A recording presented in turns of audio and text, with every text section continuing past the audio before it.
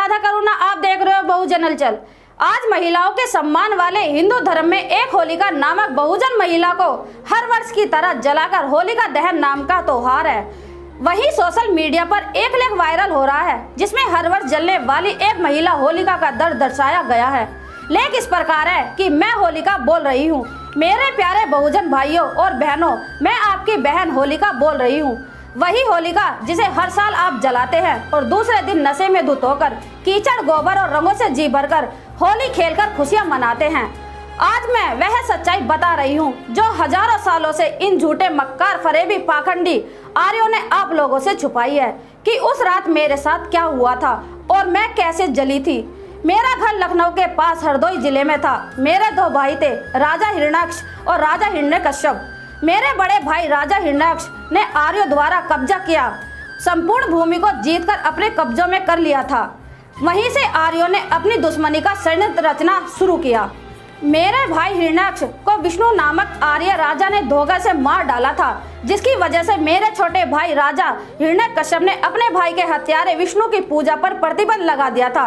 लेकिन हिरण्यकश्यप के पुत्र प्रहलाद को विष्णु ने नारद नामक आर्य से जासूसी कराकर उसे गुमराह किया और अपने झांसे में लेकर घर में फूट डलवा दिया। प्रहलाद गद्दार निकला और विष्णु से मिल गया तथा बुरे कामों में पड़कर पूरी तरह आवारा हो गया। सुधार के तमाम प्रयास विफल हो जाने पर राजा ने उसे घर से निकाल दिया। अब प्रहलाद आर्यों की आवारा मंडली के साथ रहने लगा। वह अव्वल नंबर का शराबी और आवारा बन गया, परंतु मेरा इसने अपने भतीजे प्रहलाद के लिए प्रतिदिन बढ़ता जा रहा है। मैं अक्सर राजा से छुपकर प्रहलाद को खाना खिलाने जाती थी। फागुन माह की पूर्णिमा थी। मेरा विवाह तय हो चुका था। फागुन पूर्णिमा के दूसरे दिन ही मेरी बारात आने वाली थी। मैंने सोचा कि आखिरी बार प्रहलाद से मिल लूं, क्योंकि अगले दिन मुझे अपनी ससुराल जाना था। जब मैं प्रहलाद को भोजन देने पहुंची तो प्रहलाद नशे में इतना धुत था कि वह खुद को ही संभाल नहीं पा रहा था। फिर क्या था, प्रहलाद की मित्र मंडली ने मुझे पकड़ लिया और मेरे साथ सामूहिक दुष्कर्म किया। इतना ही नहीं, भेद खुलने के डर से उन लोगों ने मेरी हत्या भी कर दी और मेरी लाश को भी जला दिया। जब दूसरे दिन मेरे भाई राजा हिरण्यकश्यप को यह बात पता चली तो उन्होंने मेरे बलात्कारी हत्यारों को पकड़ लिया और उनके माथे पर तलवार की नोक से एवीर अर्थात कायर लिखवा दिया। उनके मुख पर कालिख पोतकर जूते चप्पल की माला पहनाकर पूरे राज्य में जुलूस निकलवाया। जुलूस जिधर से भी गया, हर किसी ने उन बलात्कारी हत्यारे पर कीचड़ फेंकी, गोबर फेंका, कालिख फेंककर उनका तिरस्कार किया। परंतु इन झूठे, फरेबी, मक्कार, पाखंडी आर्यों ने मेरी इस शहादत की सच्चाई को छुपाकर होलिका दहन के रूप में एक त्योहार बना दिया है और आप लोग अपनी अज्ञानतावश इनके झांसे में आकर अपनी ही अनार्य बहन होलिका को हर साल जलाकर दूसरे दिन नशे में धुत होकर एक दूसरे को कीचड़, गोबर, रंग लगाकर खुशियां मनाते हो।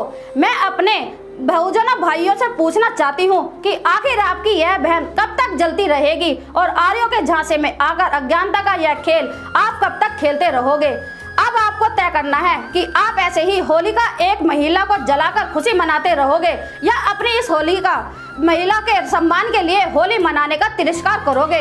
आपकी इसमें क्या राय है, कमेंट्स बॉक्स में जरूर लिखें। मैं राधा करुणा, फिर मिलेंगे नई खबर के साथ। धन्यवाद। याद करो वह दिन जब मंदिर प्रवेश के समय हमारे साथ जो हुआ था।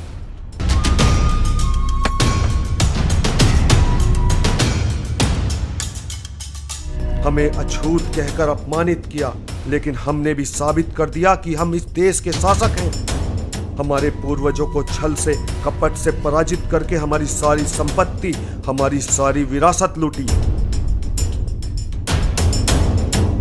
यह लड़ाई गद्दी पाने की नहीं,